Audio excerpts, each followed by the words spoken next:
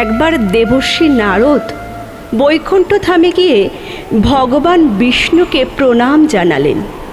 নারদ শ্রীহরিকে বললেন, প্রভু, পৃথিবীতে এখন আপনার প্রভাব কমে যাচ্ছে।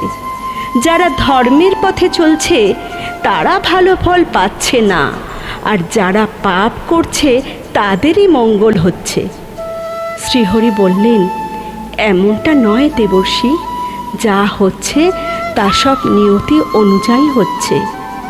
নারদ তখন একটি ঘটনার কথা উল্লেখ করলেন। নারদ মুনি যা দেখেছিলেন। নারদ একটি জঙ্গলের পাশ দিয়ে আসার সময় দেখলেন একটি গরু কাদায় আটকে আছে। ঠিক সেই সময় সেখান দিয়ে একজন চোর যাচ্ছিল। সে গরুটিকে সাহায্য না করে উল্টে তার উপর পা দিয়ে কাদা পার হয়ে চলে গেল। সামনে গিয়ে চোরটি মোহর ভর্তি একটি সোনার থলি পেল।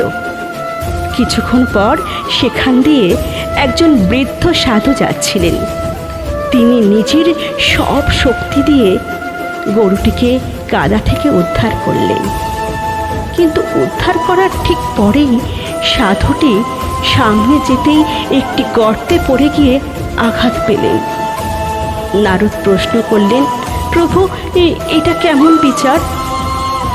ভগবান বিষ্ণু স্মিত হেসে উত্তর দিলেন, যে চোরটি গরুর উপর পা দিয়ে পালিয়ে গিয়েছিল তার ভাগ্যে আসলে একটি বিশাল গুপ্তধন পাওয়ার কথা ছিল, কিন্তু তার এই পাপের কারণে সে কেবল সামান্য কিছু মোহর পেল। অন্যদিকে সাধুটির ভাগ্যে ওই সময় মৃত্যু লেখা ছিল, কিন্তু গরুটির বাঁচানোর ফলে অর্জিত পুণ্য তার মৃত্যুকে একটি ছোট আঘাতে রূপান্তর করে দিয়েছে। মানুষের কর্মই তার ভাগ্য নির্ধারণ করে। আমাদের সততা এবং ভালো কাজ প্রতিকূল ভাগ্যকেও বদলে দিতে পারে। তাই ফলাফল চিন্তা না করে সর্বদা সুকর্ম করে যাওয়াই উচিত।